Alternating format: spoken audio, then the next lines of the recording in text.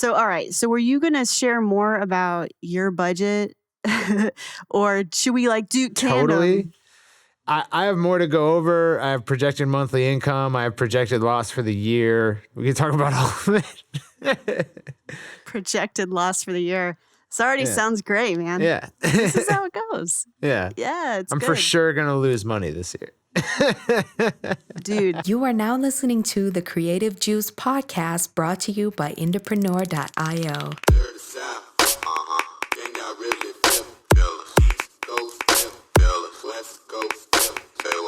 What's up, Indies? Corrin here with Entrepreneur and the Creative Juice podcast. I'm here with Circa. That's me. Yeah, I'm trying out my new intro because me and Circa are going to switch out on the intro now, apparently. So that's my intro. I dig it. That was a great intro. Yeah, I'm trying to get on my car salesman Sunday. People love that. People generally love that. I love it. Yeah. I love that too. So yeah, even though most car dealerships here aren't open on Sunday. So I don't know. But anyway, welcome to the Creative Juice podcast. This episode, we are in episode 2 of a 3-episode arc about the stuff that Circa and I are doing with our music career this year. And last episode, if you missed it, we talked about production. And this episode, we're talking about the nitty-gritty of finances. And this is the stuff that no one likes to talk about, but we're going to talk about it so that you'll start liking to talk about it, because I think as sensitive as we Americans are about sharing money information, it can be really helpful. So we're going to kick it off so you can feel better about it. How you doing, sir? I'm doing good. I'm very excited about this. For those of you guys who don't know, it took us like a year to actually have like serious accounting in place. And a lot of people will like worry about that first. So it's cool to come here and sort of talk about it from because I think it makes a lot of people nervous, right? Like accounting, they don't even want to think about it, but it's not that big a deal. And I hopefully during this episode, we prove that to you guys. All right. So how do you want to start this, Cirque? You want to dig into your wallet and share what's in there? Yeah, for sure. Yeah. Oh boy. Well, I got my Sam's Club card. I got. Yeah. Well, I just kind of want to start off with sort of saying the purpose of me doing my finances early on was just to set a parameter for this test. I've never been one to budget very well. So I'm always sort of living hand to mouth because that's the way I was raised. That's the way my parents were. It's paycheck to paycheck. So I'll often have some financial panic, and then I'll go and do my budget and realize oh, I'm okay. I didn't know that I was okay because I don't think about these things very often. So, since this year is one big test, I kind of was able to kill 2 birds with 1 stone by sort of planning out all this, but also sort of making sure that I don't go way over budget during the year. So my budget is kind of broken down into what I need for marketing and ad spend to get new fans, what I need to pay for production work and session work and mixing, and then what I need for art direction and graphics and other miscellaneous contractor tasks on a month-to-month basis. I might not use all of my contractor dollars in a given month. I might reallocate those to fan acquisition, but there's just a rough guideline for what I'm going to be sort of facing. And I think I know that Corrin's is a bit more extensive than mine. Mine is how an infant would budget. But that's because I've gone with this at-home approach. As you guys can see, because I got the wide angle, you can see my guitars they're not all this isn't an expensive wall of guitars. This doesn't even break $1,000, I'm pretty sure. But there's 5 guitars here. But this goes to show you that I'm trying to do it at home, and Corrin's not necessarily doing that, which accounts for a major disparity in budget. But hopefully this serves as 2 ends of the spectrum. So those of you out there who are I just want to start pumping out records, I'm okay with bedroom pop aesthetic. Great.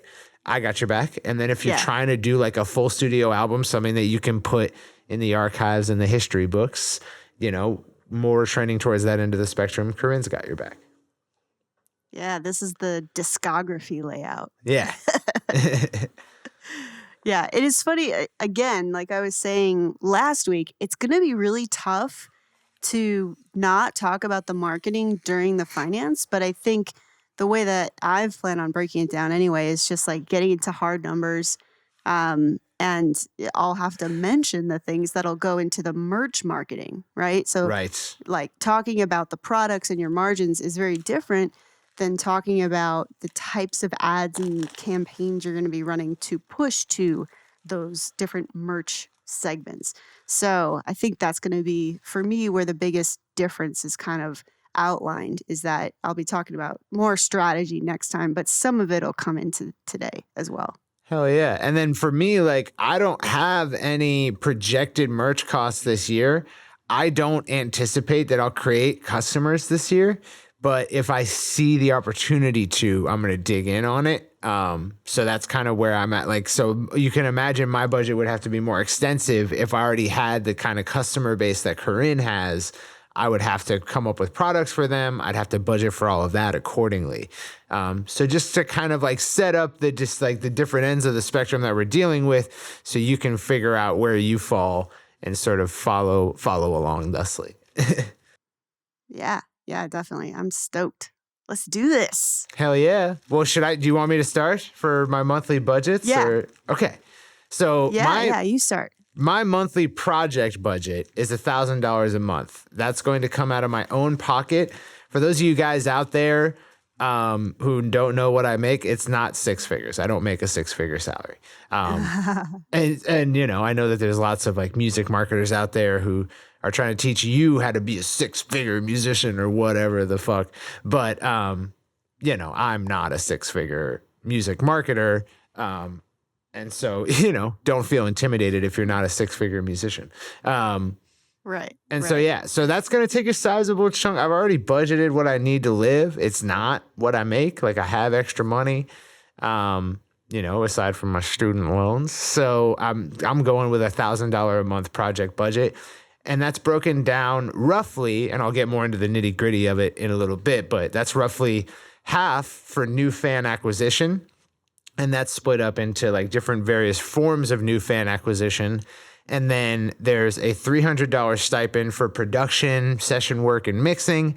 And then there's a $200 a month stipend for art direction and graphics. Nice. Yeah. That's very different from my budget. Now I'm feeling afraid to share. Well, can I be honest with you? I probably won't spend $300 a month on production and session and mixing. I probably won't. Damn. Yeah. Damn. Yeah. Yeah. Well, that's good, man. And you know, it's funny. So I want to touch on this real quick because the first album I ever did was on an M-Box Pro. And I might have talked about this before. It's funny because on my shelf, I keep old music gear and I have an M-Box right here. Dude, M-Box 2 Mini. Right? Yeah. Yeah. So you have to submix everything. So if you do drums with 8 mics, you got to pre-mix it before you lay it down. Yeah. You know, so you better do it right. You know? Especially if you got snare top, snare bottom, overheads. You know what I mean? Like it's crazy. It's crazy. And so my first record, that's what it was. And so I totally hear, you know, what you're talking about because, you know, and I think that that's smart. I think that you should start that way. You know, even just like I you know, use TuneCore for my distribution for the most part.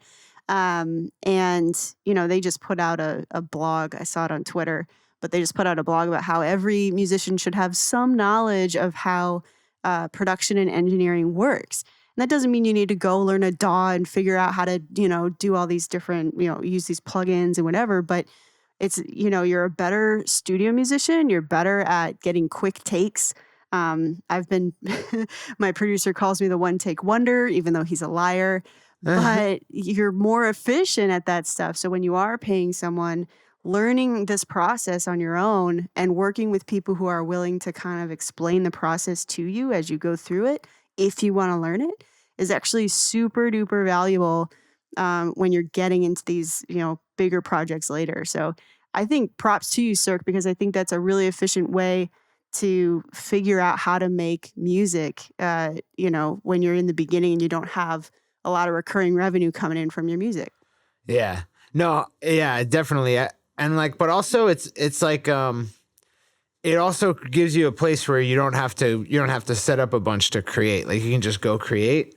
And that was also important to me. So it's not just about saving money that we set it up like this. It was that like I need to be able to make something every week without it being a big impact to like my work life. I need to be able to go from work to recording like really quickly. Just because I don't know what I'm going to make. I don't know what albums are going to come from it. I don't know, like I don't have a plan, and therefore I need to just have that flexibility there. Whereas like Corrin knows she's planned out a record or two, right? And she's like... Yeah, it ended up being two. Right, exactly. And so she knows like, okay, I need these songs. They're going to require these tracking sessions. So it's cool because it's not only just like the modality of where we're at in our career, but also just the working styles that it necessitates for different reasons. Like, yeah. And I dig that. And I'm glad that we're able to present both of those to indies because you can fill in the blanks between the two, where you start stepping things up, where you start adding services versus doing it yourself. So the fact that we kind of have this spectrum is cool, So, all right. So were you going to share more about your budget or should we like do tandem? Totally. I have more to go over. I have projected monthly income. I have projected loss for the year. We can talk about all of it. Projected loss for the year. This already sounds great, man. Yeah. This is how it goes. Yeah. Yeah, I'm good. for sure going to lose money this year. Dude, the number of things that I put into my marketing budget in the beginning, and man, if there's anybody who's tried all the stuff that doesn't work, and I've mentioned this in episodes before, it was this gal. Like $15,000 for PR campaigns and $20,000 for radio campaigns and $5,000 for a college radio campaign. And like the amount of money that I spent on things that didn't move the needle compared to just being on freaking MySpace with a PayPal button. Yo, you know what's crazy is this is a total like interruption and segue like from a, this is a squirrel it's totally moment. Fine. Total squirrel moment. But there is a superstar from the MySpace era named Iman who made this song, Fuck You, You Ho, I Don't Want You Back. Yes. And he's released 2 albums in the last like 2 years and they're fire. He's back. Anyways, I figured that would be like a callback to your MySpace days because he was probably the same era. Yeah. We're still alive. Yeah. We're not exactly. dead. MySpace might be dead, but the musicianship built on MySpace is not all dead. Yeah. So I'm happy to report that. So cool. All right. Well, I will kind of run over the way that I've worked out just the music part of the budget. And it's really different. So just covering the project really quick, even though I've talked about it before, I'm doing a greatest hits record, which is great because there's no songwriting involved. They're songs that are already done. There's going to be one disc, which is a like cinematic, dramatic soundtrack kind of version of all these songs mixed with some acoustic guitar versions so that it kind of has a swell throughout the album with both emotion, meter and like speed and timbre of the song, as well as just the production level of the songs. So there's a kind of an emotional surge throughout the album, even though nobody listens to albums, but my fans do. So that's going to happen in the album order. And then the other album is like a remix, like a SoundCloud album of the same songs, which I've already gotten drafts back from Iggy, our production concierge, and now Full Stack Creative Star as well, if you haven't seen it on the YouTube channel. Yeah. But he's doing most of that record, and even Kenny is going to do one of them, our indie support specialist or director, as he likes to say. He's so good. Yeah, I hear it. I hear it on the Spotify. So they're doing the remix album, which is going to be a whole other thing. So The cinematic one is obviously the biggest because I've got a composer involved with a lot of the strings who's also going to do a lot of virtual instruments as well as mixing in live instruments that I am going to record separately. And then there's also some work with my longtime producer, Pete Stewart, who, he has a Grammy for Macklemore and he's got all kinds of awards. So he's not cheap. But he's also brilliant. So I'm doing some work with him on the guitar ones. So my production budget combined for just those two dudes, right? Just getting the sessions, right? The actual days in the studio, as well as their production rates and, all the work for hire that they're doing is $15,750. Dang. Which is actually... It's super cheap though. These guys these guys are doing me a favor. They're throwing in a ton of work for that cash. Right. So, I mean, Gilded, which is, I don't know if the YouTube guys can see it, but it's on the wall behind me. That was a $14,000 record just for the production. Right. So I think that it's actually great that I am now doing the next album. I mean, I've had EPs and stuff in there, but this is the first full length since then. And it's only increased by a little bit. So I think that's great. I think the inflation rate is more than that. So I'm down with that. So anyway, that's the production budget there. Yeah. So the remix album is all things combined is going to end up being about $5,000. So, which is considerably cheaper, but that's because it's not a lot of studio time. They're using a lot of the same vocals that are being recorded and comped for my cinematic record. So the records kind of share some expenses between the two, right? Right. So anyway, I don't really budget it as a monthly thing because I've been saving money. The revenue from my music has, been coming in on a steady basis for the last couple of years. So this is just stuff that kind of gets lumped in when I know that it's going to be happening, Fortunately, I do make enough and have saved enough over time from the music to be able to pay for this out of revenue that's already come in. So I'm not really having to do any living expenses out of pocket kind of stuff. So that's great. Oh, yeah. So then I've got another $3,000 set aside for mastering. My mastering guy is just flames. He's got CMA awards. He's definitely, you get what you pay for. But that's another thing that maybe earlier on you substitute with one of those, mastering plugins, or you use a service from, CD Baby offers a mastering. I think it's Lander. So there's a lot of ways that you can do that in a cost-effective way as well. But for $3,000, he's mastering all the tracks and he's giving me instrumentals for all of them. So that's actually kind of a deal as far as he's concerned. Right. So all in, I'm looking at about $22,000 to get for it made. Production. To get two records made though. Yeah.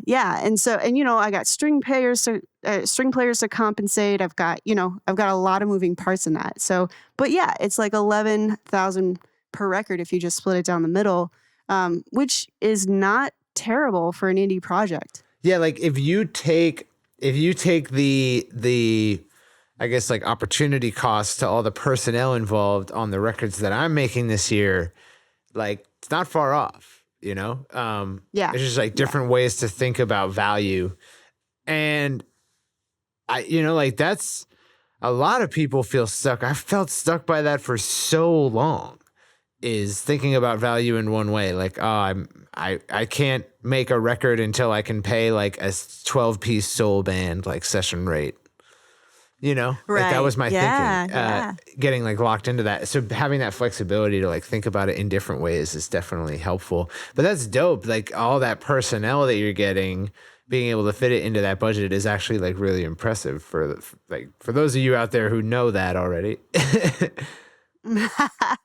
Well, that's the thing. Like I said, like I've got a Grammy winning producer. I've got and I don't care about those accolades, like these are dudes that I met. Like I was a huge fan of Pete when he was in this like Seattle grunge rock band called Grandma Train, way back in the day. Like they had a Seattle Sounders song that was like on their soundtrack, played in the arena for a year or a season.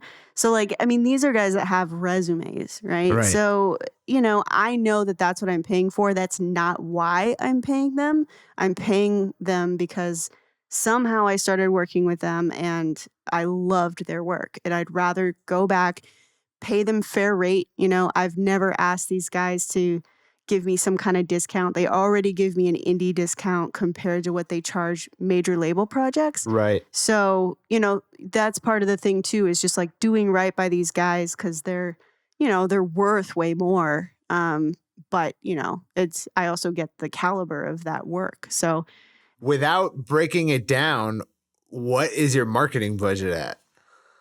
oh man. Eh, Well, so, you know, and we'll get more into this next week, of course, but I'm making a lot of assumptions about my existing customers and the revenue that's going to come from them. And I have a very long tail marketing plan for this. So this is where it gets really confusing for me, but I think I'll save most of that for next time. But overall, the budget is 48.5 for marketing over the next 18 months. That's over 18 months. Yeah. Yeah.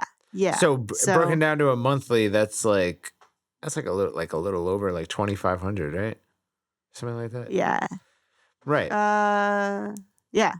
And is there a presumption in place in those equations where Huge presumption. Oh yeah, like so, like the presumption being that there will be money coming in that covers costs. Exactly. Right. And basically, I mean, so you guys obviously know, like, I work for Entrepreneur full time. So I get paid a full time salary. Like Cirque said, we're not 6-figure, you know, we put most of the money back into the business, but we have a healthy salary.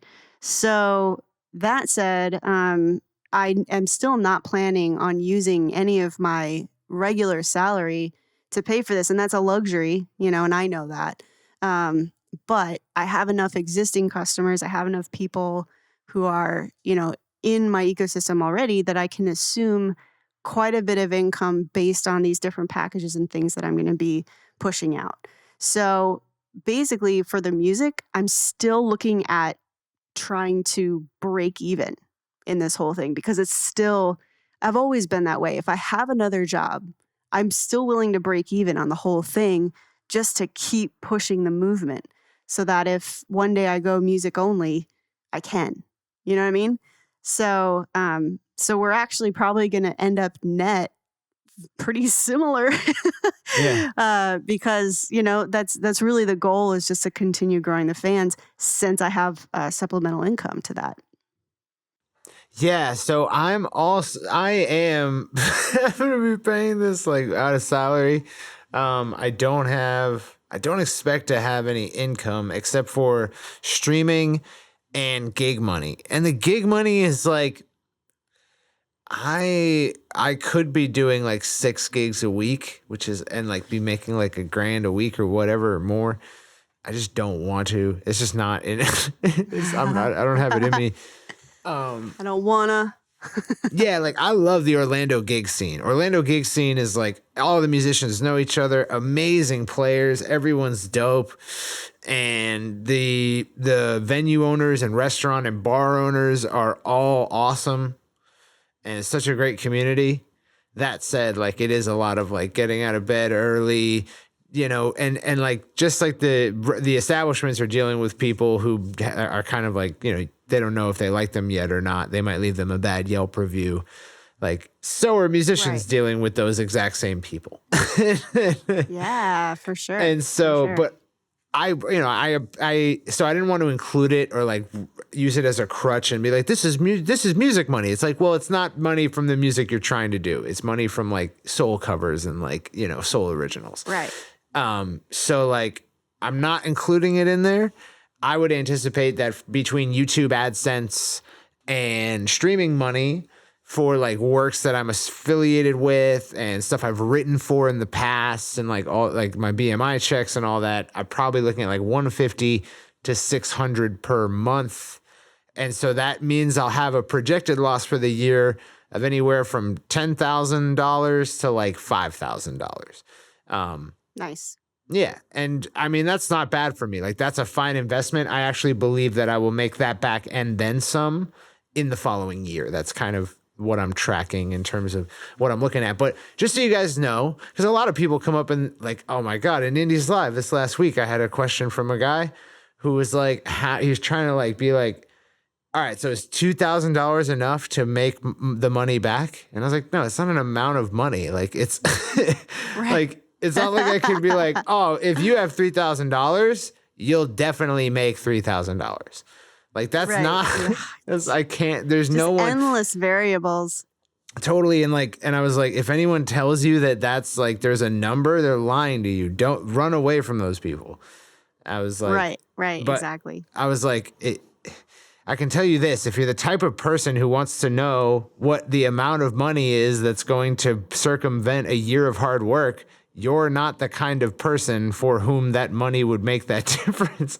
You know? Yeah. Like, it's a mutually exclusive kind of thing. So I'd change your mindset about that. And he understood totally. Like, he was like, yeah, I feel you. I dig it. Right. But yeah, so for me, I'm going to spend a year pouring money into creating new fans. And I know that like after that year, if I don't let up on that goal, because goals are arbitrary, guys, we make them up out of thin air, you know? So and so too are like the end dates for your healthy habit. Those are arbitrary as well, right? Like the weight at which you stop, the amount of calories you eat per day on a diet plan, the amount of money that you plan on saving up. That's all, you just picked it out of thin air. And so I say all that to say that like, why not make like the time that you reap a benefit, your delayed gratification, also like some arbitrary end date? For me, that's this, at the end of this year, I'm going to stop putting everything into top and middle of funnel. Not that that's right for everyone. Like, some people already have a fan base. Awesome. Go straight to, do not pass go. Do whatever. Go straight to the bottom of the funnel. But for me, I need to create a lot of top and middle of funnel, knowing that, okay, if everyone who sees one of my videos in the next year, only 1 out of every 10 is going to actually see a second piece of content. And only 1 out of 10 of those people is going to actually try to follow me or subscribe to something in some meaningful way where I can contact them a third time. And out of all of those, only 1 in 10 is going to stick around for a consistent basis. So I need to really focus on that like top volume so that everything can trickle down to the bottom over a longer period of time. So I'm pouring $500 per month into new fan acquisition. If I see opportunities to spend more, I will spend more. But yeah, it's all my own money. So it's all going to be based on, you know, like, do I not? Because I don't really need to spend money. Like, you know, like the company buys the equipment we use to work, and I buy like chicken and rice, you know? Like, that's, I don't have a whole lot of expenses. So, yeah. You know, so like I don't have expensive like body wash of some sort or like something I got, some weird habit. So like it's probably all going to go to ads is all I'm saying. And some weird habit like washing yourself. Yeah, no, I mean like, you know, like I'm fine with like, you know, basic amenities. I'm just teasing. And you don't need contacts or glasses anymore. So you just took out another expense. Yeah. Yeah. Except I do need to pay off my LASIK financing. So that's one barrier. Well, you know. That's one barrier to me spending more on ads. Yeah. Yeah. I got But you. yeah, so I say all that to say that like my plan is to spend about $400 per month on consistent advertising. I'm going to be spending probably like 70 to 80% of that on just fan finders, like just new fan acquisition. So that's like, you can imagine I'd probably be spending somewhere in the neighborhood of $300 per month on new fan acquisition via like fan finder method or something like that.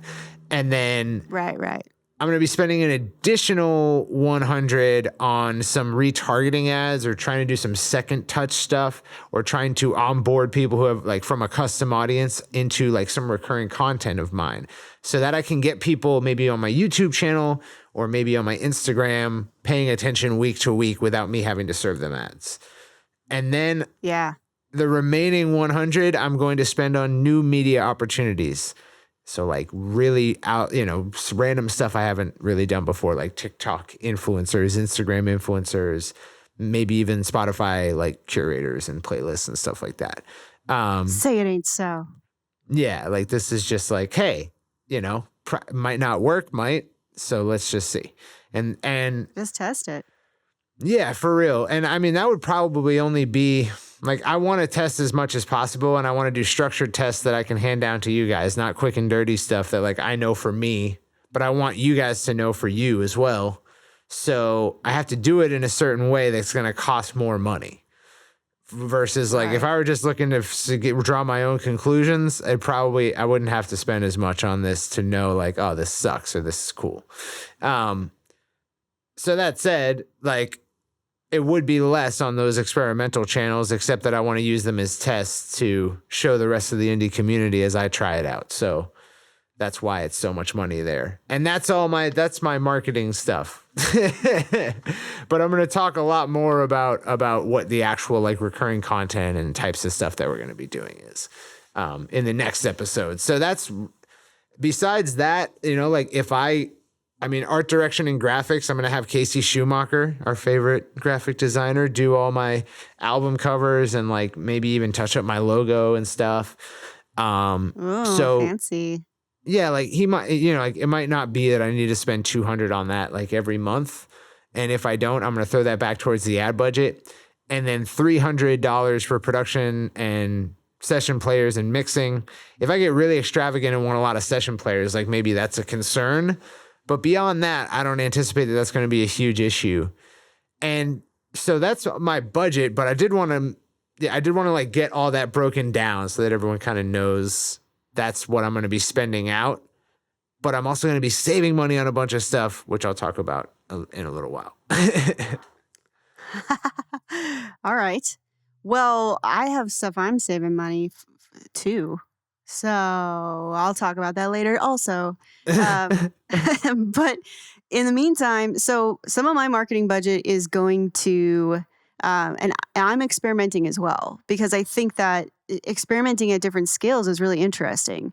If any of you creepy indies have ever looked me up, if you look on Spotify, I have a very low number of monthly listeners. My people just don't go to Spotify, or some of them are cold enough as far as like listening to music because I haven't put a lot of new stuff out.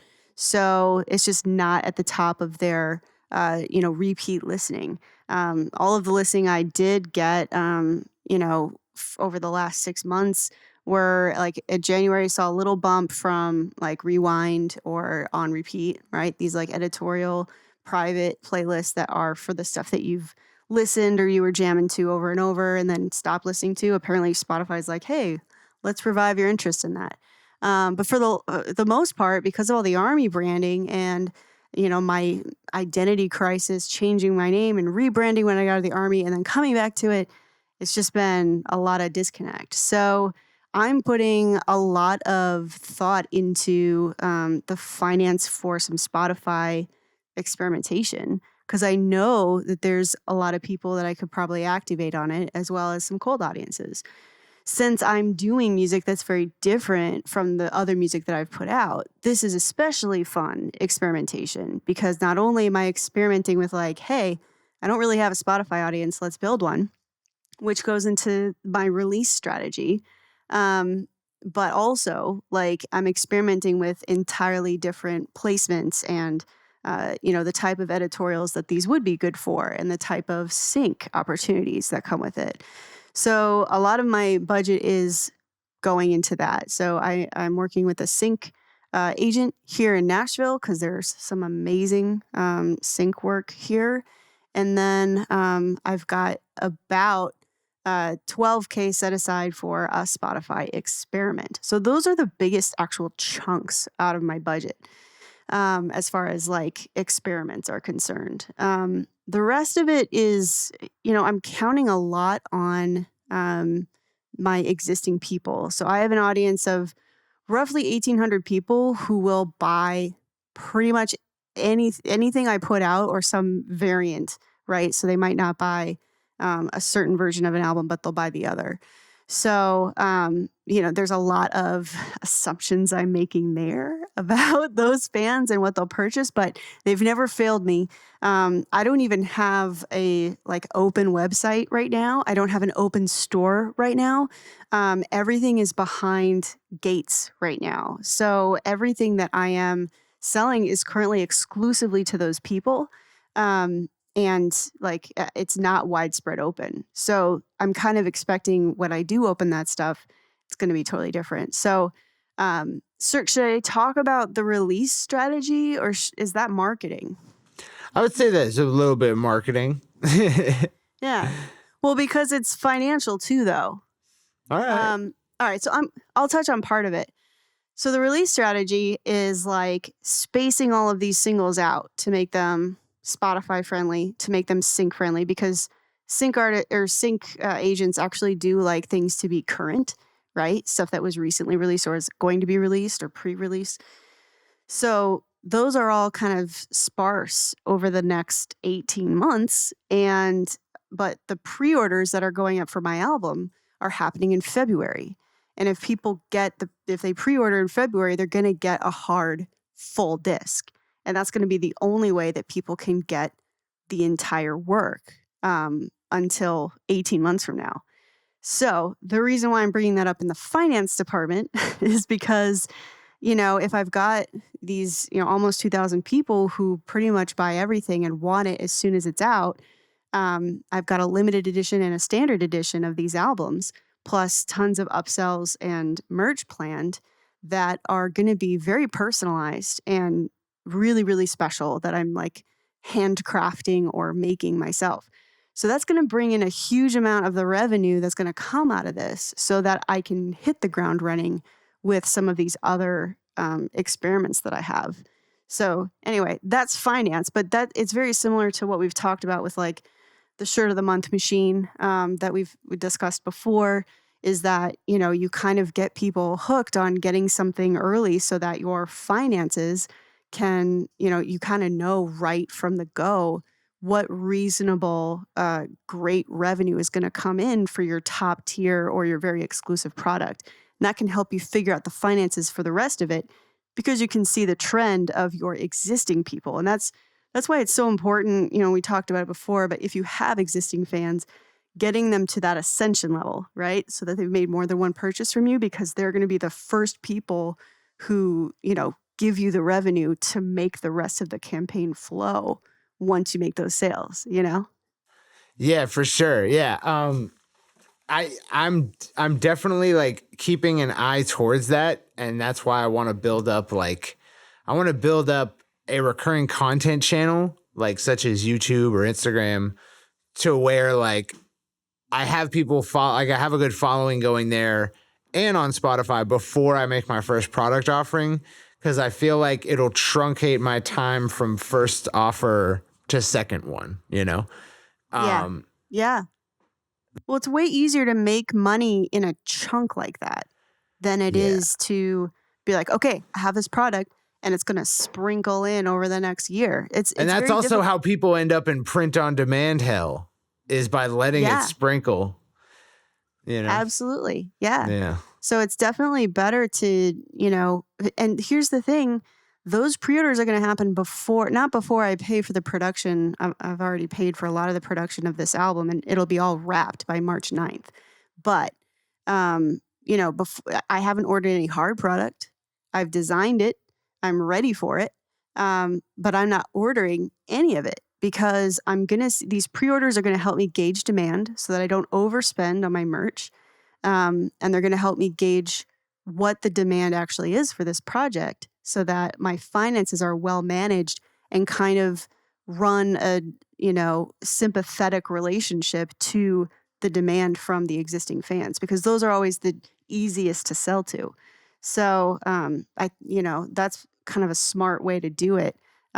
Because I'm not even going to shell out any cash for product until I can get this big chunk of sales at the front so that I can gauge it. So yeah, it's always easier to do it in a chunk and then gauge from there what else you need. Yeah, I would for sure agree. I think a big way, because I'm not going to be able to make as many customers this year, I'm relying on sort of agreements on the front end to help me with this. So what I'm planning on doing, and I haven't really talked to my collaborators about it at length yet, but I think they'd be down for Well, now it. they'll know. Yeah, they'll know now. But ultimately what I want to do is for anyone who's interested to create a entity under which we register all works, and then also put the ownership of like recurring content channels. So if there's like a group or a name or a set of records or a YouTube channel or an Instagram profile that we want to house, under this sort of project, then I can dole out voting equity to those collaborators and sort of be like, look, if we make a t-shirt off of this, like you're going to benefit. If we make a clothes, like Right. it's because it's really not about the works, like I think a big issue with music industry financing is that it's like, who wrote the song? And then like, who owns the master of the song? It's like, it's not about the song, guys. It's about the fame that the song is going to bring in. That's what where the money is. Right, You know? right. Exactly. It's less and less about the song. And so I kind of wanted to make sure that people were like co-incentivized to profit off of the spectacle of the doing of it, Yeah. So that's how I've managed to kind of cut down on my costs without using, revenue flowing in, is to co-incentivize collaborators where I'd otherwise kind of spend an out-of-pocket fee that might be, far less than it could be as a cut of all of our efforts combined and the product of that. Where I think like if someone knows like, oh, by participating in this, not only am I part of the public facing entity that like, like people come and they engage in this content and they see me and my brand gets promoted, but I share in the benefit of building that directly. I think that gets the best work out of people if it's something they actually believe in. Right. Yeah, I totally agree. Well, and I think that's why it's great that you're kind of negotiating these things now so that you can build up this huge interest in what's going on, And then Yeah. when you drop whatever you're going to drop, as far as offers are concerned, you've let them kind of build up over time because you've got these multiple projects feeding their interest, which is, it's a great education / nurturing move, Yeah, and just definitely. really prepping them to be excited about it when you drop something. It also gives my audience a cast of characters instead of a one-man show, which I think Yeah, is way more important. for sure. Yeah, that's cool. Yeah. Well, where I'm planning on saving money is a lot of merch, right? I think that it can be really difficult to get, uh, especially short runs of certain very exclusive products.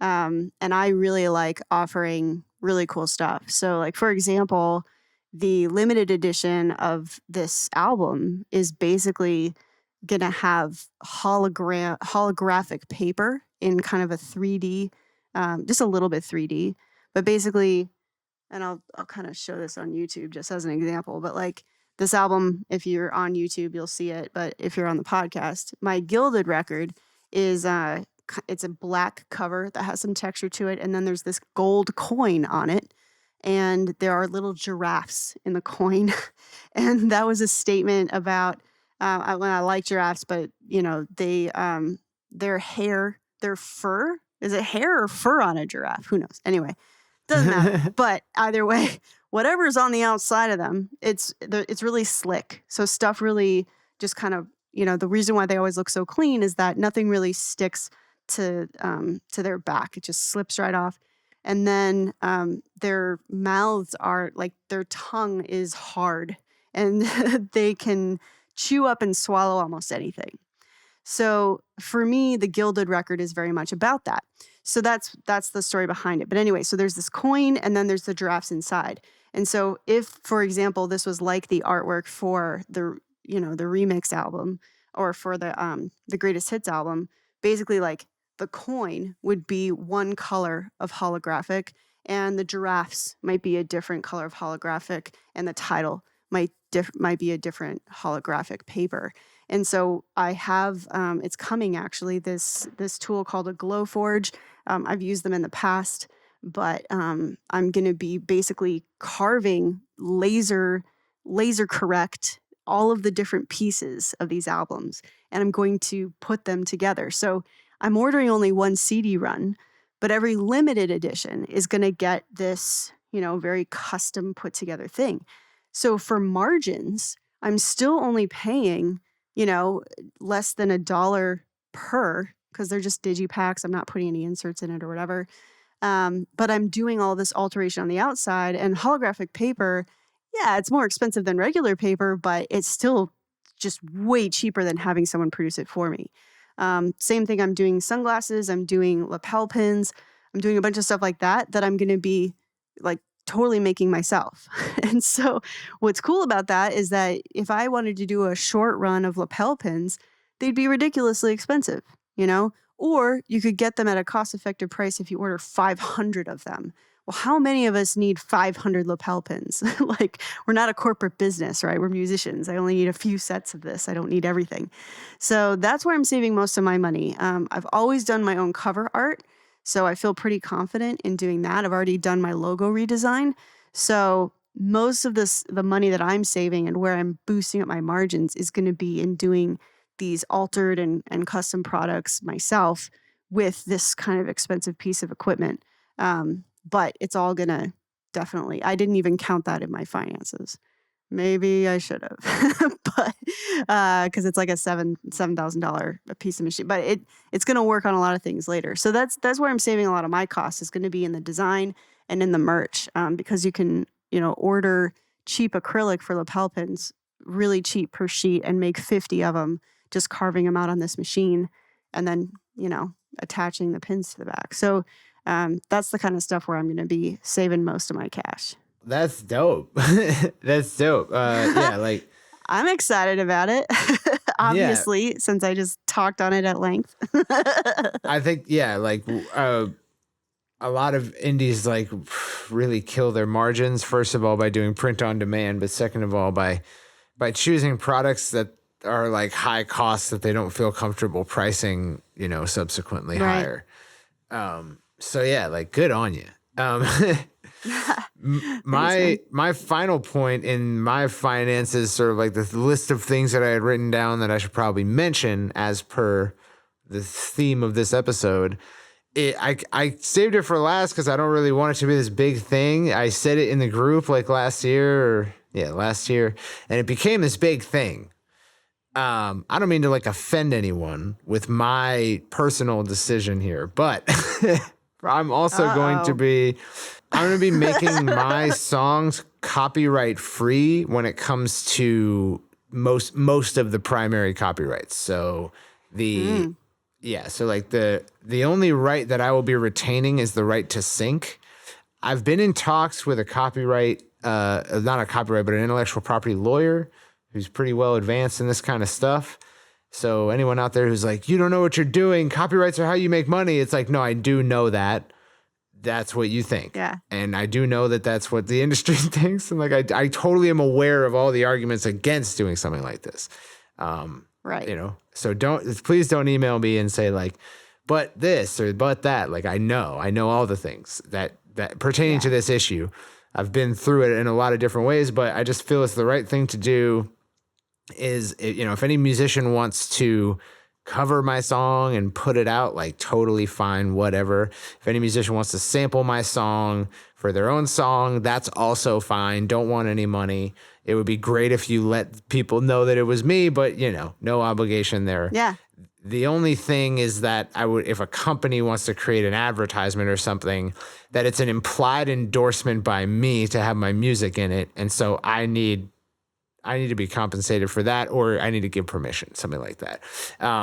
there is a way to do this. I'm not going to go over it in this, but basically there's a way to do this so that it's not just like in effect a Creative Commons. It's actually something I can't revoke.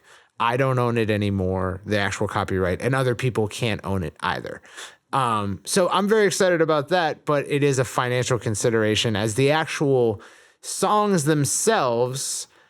Like I'm still going to make money off of streaming from them by being the uploader for the master. But beyond that, like people can do whatever they want with the master. I'm pretty sure, or myself and my intellectual property lawyer friend are pretty sure that in effect, this will mean that anyone can re-upload my song to Spotify, promote it as a different thing. And that's fine. That's fine. But I don't, if that happens, great. Wow. That's all right. Yeah. Do that. Yeah. I'm not doing that. No. In fact, currently I'm working on, I've never paid like royalties per se. I've especially, I have shared performance royalties before. So the publishing side of things specifically. So those I have shared before, but not royalties. I always have something covering me for hard copy. Because I'm going to market the hell out of my album, and that's not going to sell from anybody but me, So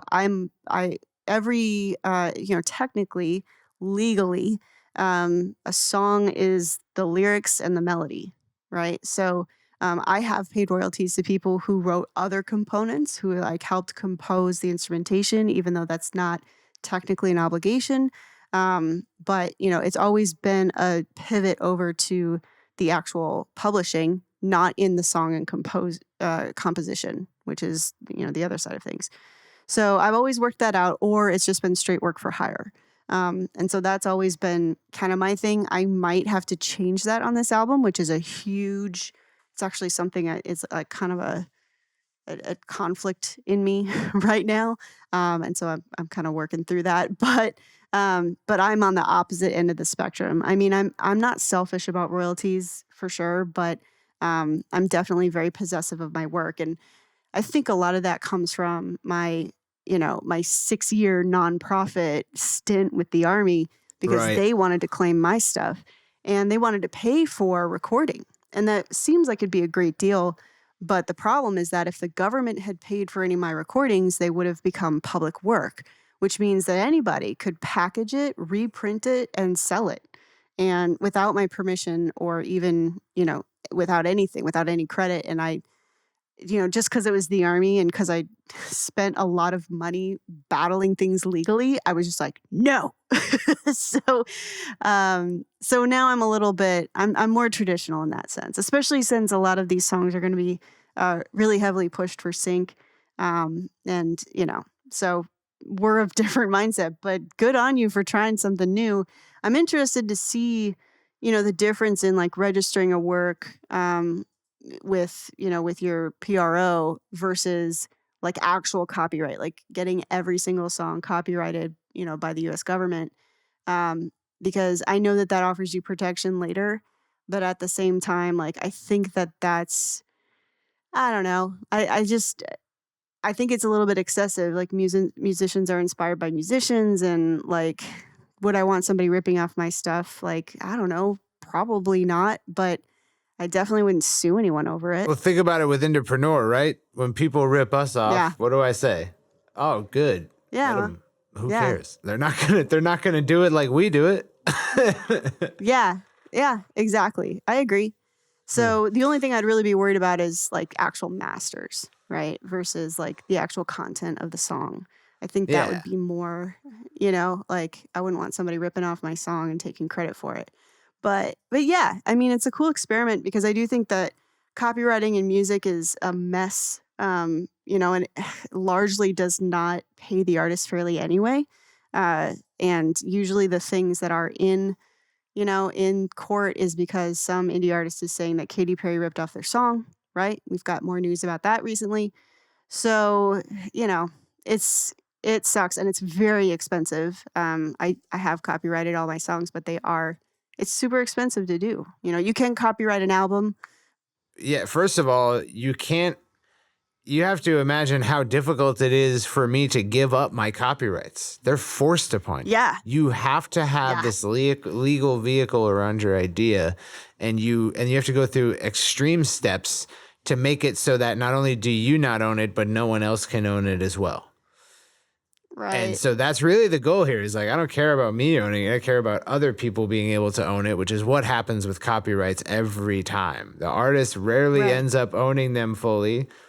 And so my old goal was just to get it so that no one can own it, myself included. Yeah. I think I figured out a way to do that. But yeah, just to say that, like, if someone copies me and says it's theirs and they're a famous artist, I'm not going to not point it out. But I'm not going to absolutely come after them for money. Yeah. I don't care about that part of it. I would agree. Oftentimes, think about this. Oftentimes when you go after someone for money about a song, you actually, until long after you win that, and maybe even never, can you talk about it. You can't tell anyone. Right. That corrupts the actual court case going on. Usually if there's a settlement, they demand that you don't ever talk about it.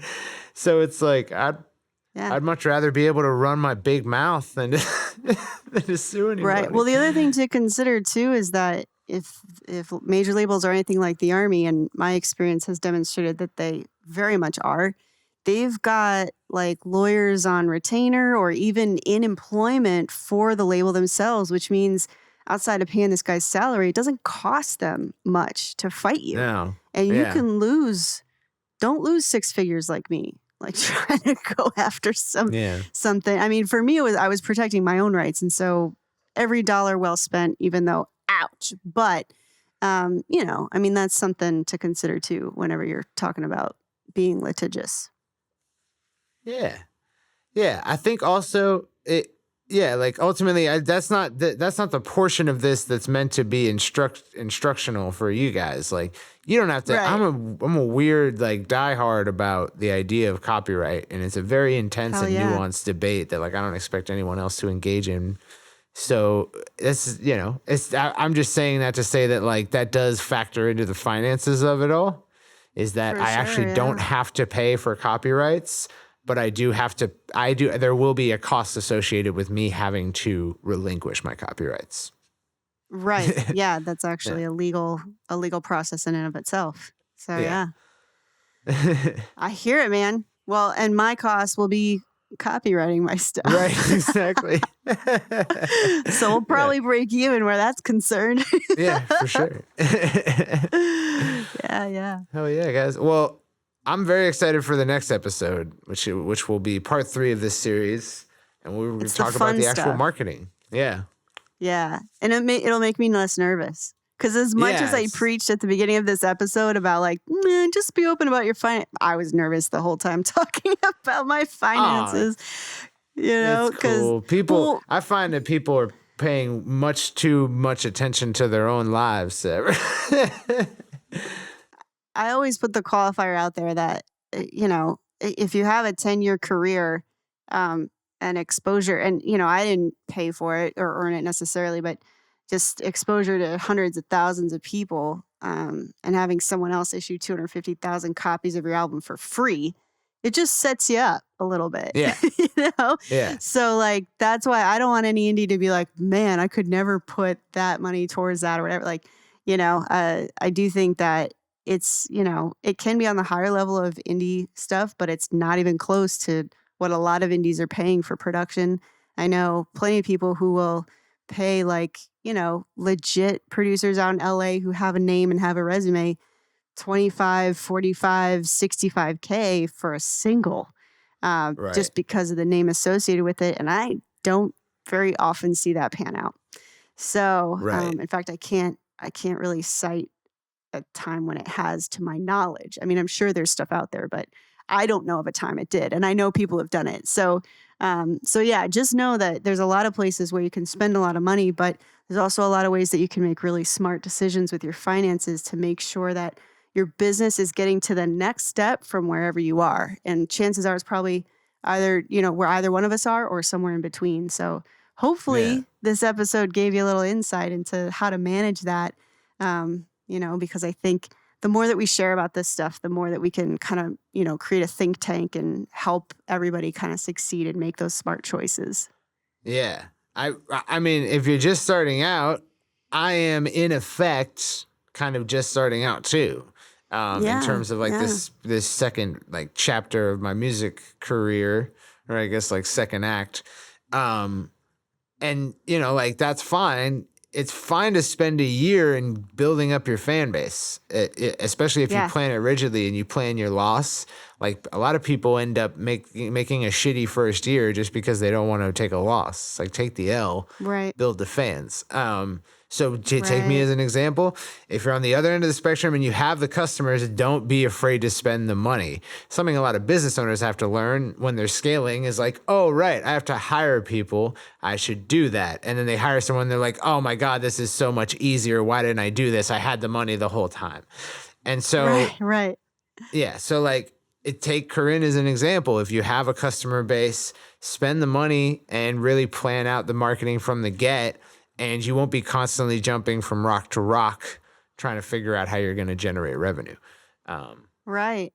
And make those hard decisions. Like I'm paying a crap ton on production, but as far as the merch is concerned, I'm still doing it DIY, And so I think that kind of shows like as you progress, you still need to make choices, even if they're not necessary financially. But what are the things that you're good at and can just make a smart business decision and be like, okay, my time is going to be worth it. Especially if you feel like it's something that your audience will find valuable that you spent your time on it.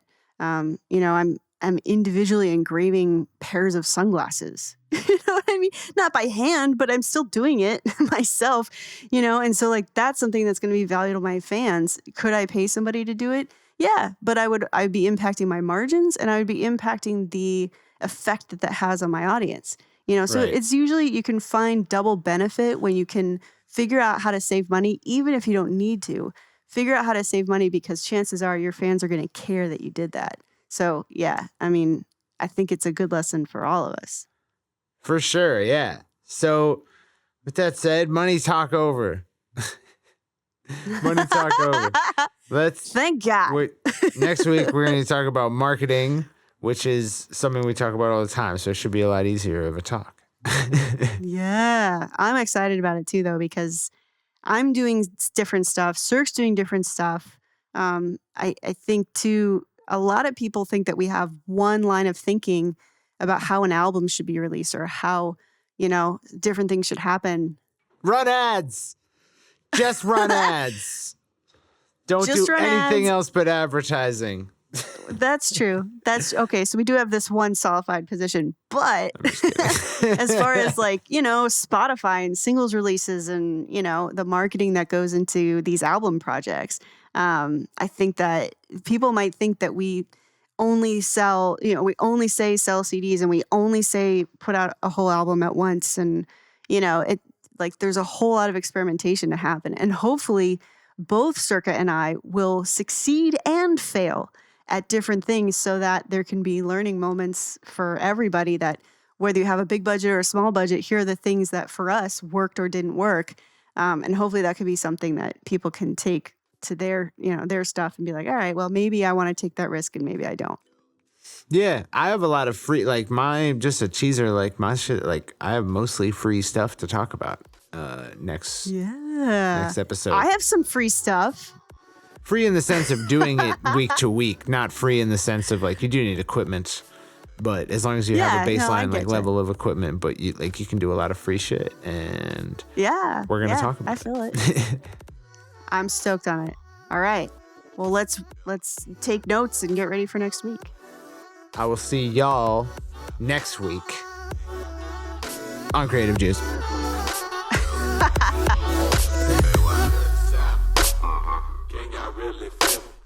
East Coast, feel us, West Coast, say what?